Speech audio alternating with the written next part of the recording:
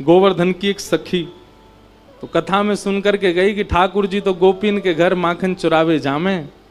कथा सुनकर के वाक्य मन में भाव आई, मैं हूं ऐसो मक्खन निकारूंगी, ठाकुर जी मेरे घर चोरी करवे आमे। अभी की बात है, इसी कलिकाल में। अब मक्खन निकाल लियो, निकाल करके माने मटका में मक्खन सजाए लियो, और वाक्य मन में आई कि ठाकुर जी को कैसे पता चले कि मैंने मक्खन निकारो है। तो दर्शनार्थी दर्शन करने जाते थे, उन्हीं दर्शनार्थियों में मक्खन लेके जाती। तो सब तो सामग्री मंदिर में चढ़ा देते, वो चढ़ाती नहीं, पीछे खड़े होकर के वहीं से मक्खन के पात्र को ठाकुर जी को दिखाती, और ठाकुर जी को दिखा कहती, धौरी गैया के दूध सो बढ़िया रात में जमाए करके मैंने दही निकारो, वह दही से ऐसो बढ़िया मक्खन निकारो लाला,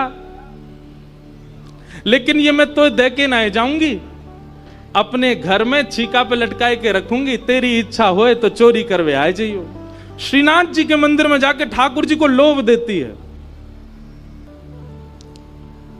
सखी ने मक्खन ऐसे ठाकुर जी को दिखाया, और लाला मेरे घर चोरी करवे आ जा, ऐसा बढ़िया मक्खन है। और वहां ने सब बता दियो, मंदिर से निकल के सीधे जाओगे, पोखरते दाएं मुड़ जाइयो, वहां से बाएं मुड़ जाइयो, वहां सीधे आइयो, वहीं मेरो घर है, और मैं घर के सब लोग सो जामे रात्रि में, तब आए जाइयो, चुपचाप चोरी करके जाइयो लाला। मैं बस इतना देखना चाहूं, सुबह उठूं तो मेरे मटका को मक्खन खत्म है गयो, मैं वही से प्रसन्न रह जाऊंगी कि लाला आयो। मुझे इच्छा ना है कि मैं तेरो दर्शन करूं, मैं तो पकड़ूं, मेरा मन बस ये कि मैं जो सामग्री बनाऊं तुम पाके चले जाओ। एक दिन निकल गया, ठाकुर जी नहीं आए। रोज सुबह सखी उठती है और मटकी उतार करके देखती है मक्खन तो ज्यों को त्यों रखो है अभी भी।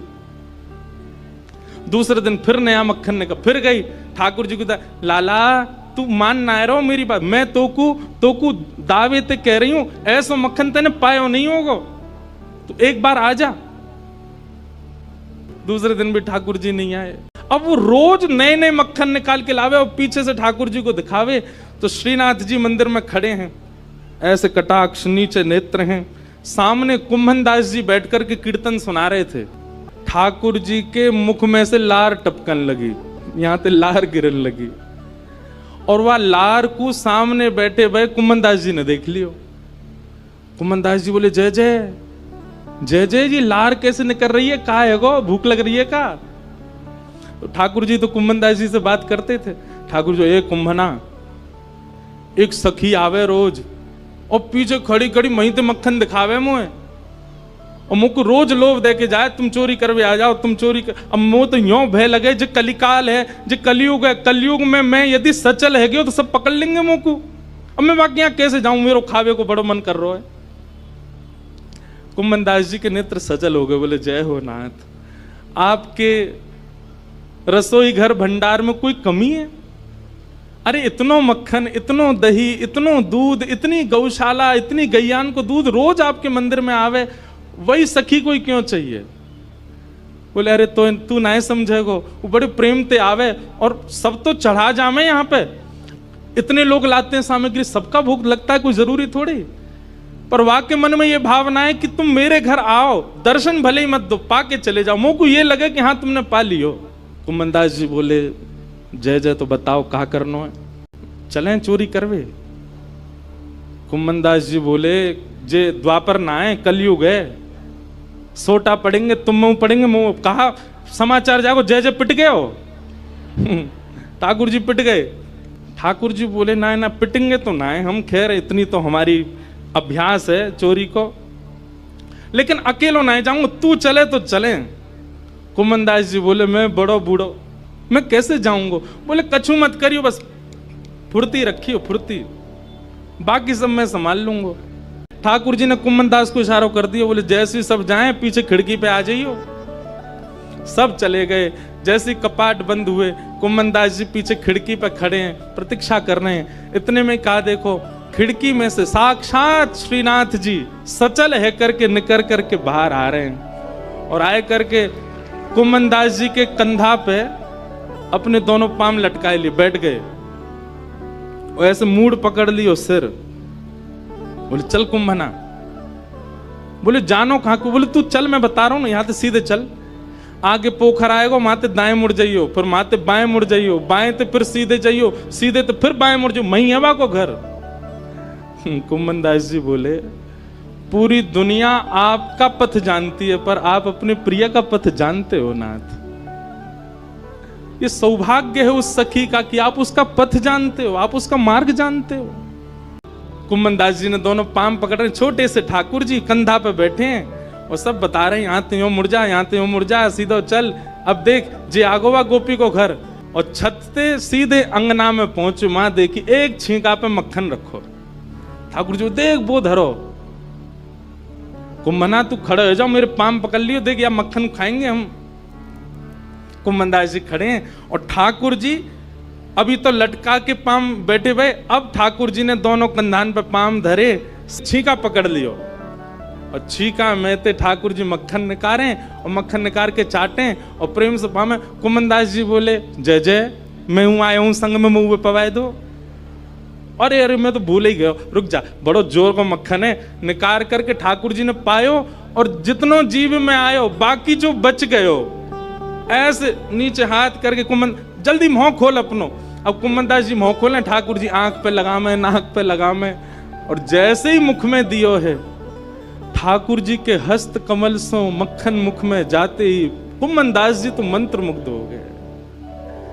कुम्भन दास जी के हाथ वाथ सब ढीले हो गए। ठाकुर जी, ए कुंभना में गिर जाऊंगा, संभाल के पकड़। हाँ जय जय, पकड़ू। जैसे ही पकड़ करके ऊपर ने देखना चाह रहे कैसे चोरी कर रहे हैं ठाकुर जी। जैसे ही ऊपर दृष्टि करी, ठाकुर जी की धोती ढीली है कि नीचे सरक रही।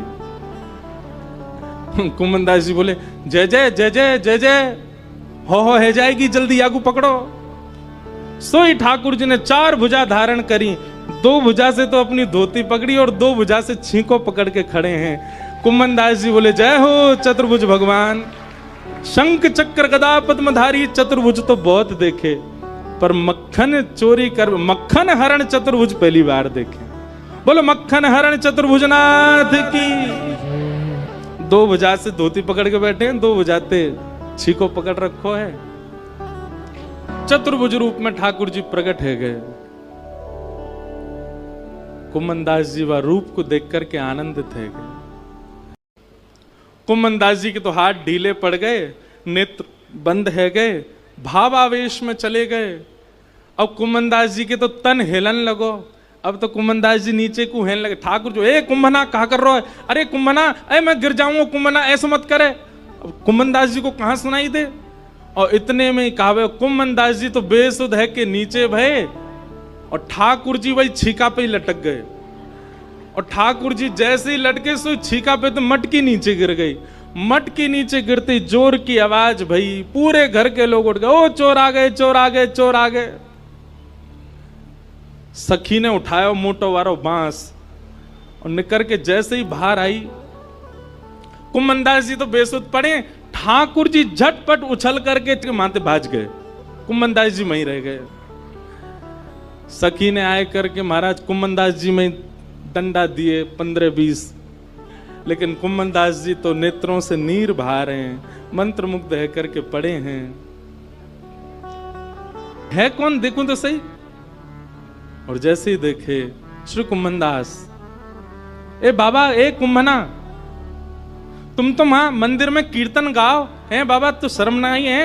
अब घर में चोरी करवे आयो है, मक्खन चुरावे आयो? जो मक्खन ठाकुर जी के काजे निकालती वह तू चुरावे आयो? तब कुम्भन दास जी ने ये बहुत सुंदर पद गाया,